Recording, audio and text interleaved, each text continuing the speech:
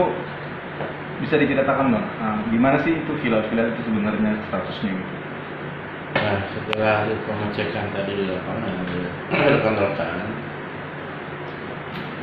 itu kebanyakan bangunan informasinya disewakan, bangunan rumah tinggal yang disewakan. Definisi bangunan rumah tinggal disewakan itu berarti masuk kategori itu villa karena dikomersialkan, kan gitu. Kalau sewakan pasti ada tarif yang harus dia ini kan sepakati. Nah,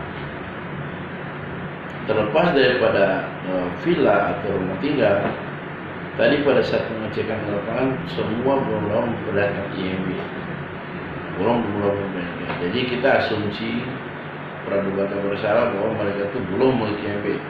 Kenapa begitu? Karena belum dapat memperlihatkan. Kalau tidak bisa memperlihatkan IMB, berarti kita akan kenakan peraturan daerah itu sanksi pelanggaran. Ya, sanksi pelanggaran itu berupa nanti peringatan, kita bikin dipiringkan, ya, denda, terus ataupun sanksi yaitu pembongkaran. Dari sekian banyaknya villa ada berapa sih di Kecamatan Tenjolaya? 89 yang terdata. Data yang baru kita data yang itu baru 89, tapi masih ada lagi Yang lain ya diperkirakan bisa sampai ya 200 lah. Untuk status kepemilikan itu sendiri, kalau di sana itu kepemilikannya masih hak milik. hak milik ya. Ya, karena dari tanah gilik, ya, bukan dari hek perkebunan. Kalau hek perkebunan itu di daerah Gunung Pamijahan sana. Kalau itu perhutani, ya, HGU. Kalau yang di Tenjolaya itu masih tanah adat. Tanah adat. Ya. Ya tadi yang di Sidak ada berapa villa? Tadi ada 15 villa. 15 villa. Dari 15 villa ini seperti apa Pak surat-surat? Semuanya masih belum bisa memperlihatkan izin, IMB-nya belum dapat, tapi kalau surat tanah ada. Surat tanah. Sebagian ada, sebagian belum memperlihatkan karena mungkin yang kita temukan itu mungkin mereka penunggu villa. Jadi mereka tidak bisa diberikan bukti-bukti kepemilikannya. Tapi nanti mungkin kita akan bersurat teguran baru pemilik villa mungkin bisa hadir. Pak Walter, berdasarkan hasil temuan yang dari Cigudeg kemarin terkait tambang dengan villa ini, saya lihat nih Pak Walter kan gencarnya dengan tim ini gencar sekali melakukan ini. Ini tujuannya apa sih Pak? Pertama, kita menjalankan tupoksi kita sebagai pengawas, yaitu mengendalikan dan mengawasi semua pembangunan yang ada di Kabupaten Bogor.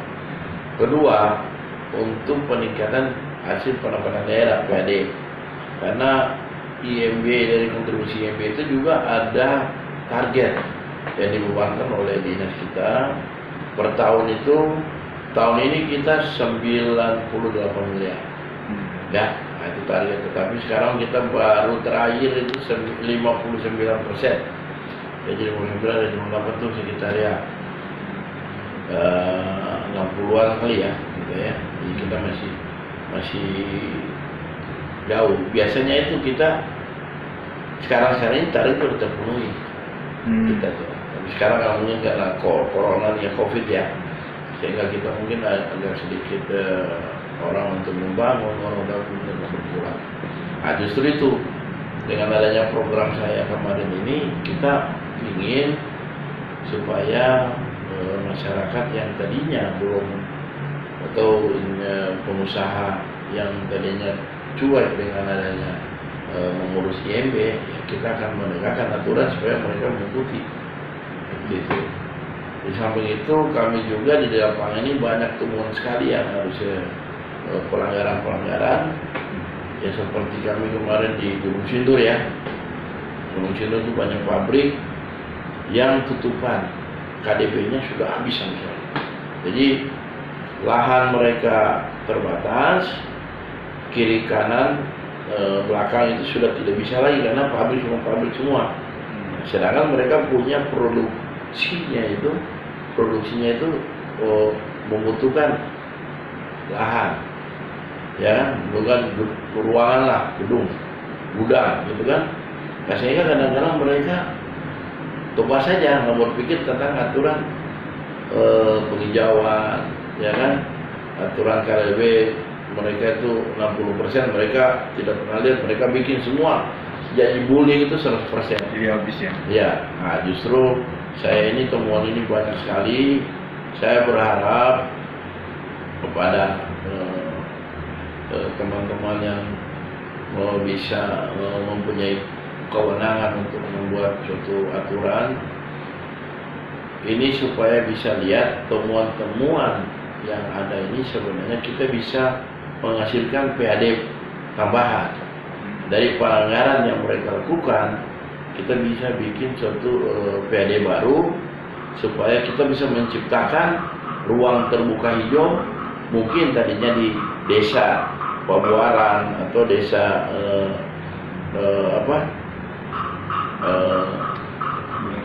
Gunung Sindur, itu sudah tidak bisa lagi untuk adakan bikin penghijauan. Mereka pengusaha atau investor atau pengembang yang ada di situ, mereka bisa membeli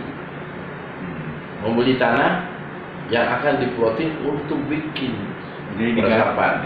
Digantikan. Ya, digantikan. Jadi bikin resapan, bikin seperti hutan kota. Jadi terbentuk jadi pelanggaran itu kita menemukan suatu inovasi baru supaya membuat suatu penghijauan resapan air dan membuat tempat kumpul anak-anak muda masyarakat, ya kan? Ya, mungkin kita bikin bangun suatu gedung yang knockdown yang cuma fondasi setempat, ya kan? Nah, itu bisa kita bikin sehingga tempat berkumpul anak-anak, jogging track, taman dan penghijauan ada, tapi masyarakat juga bisa menikmati seperti itu. Bisa merasakan langsung manfaatnya ya dari terobosan. Gitu.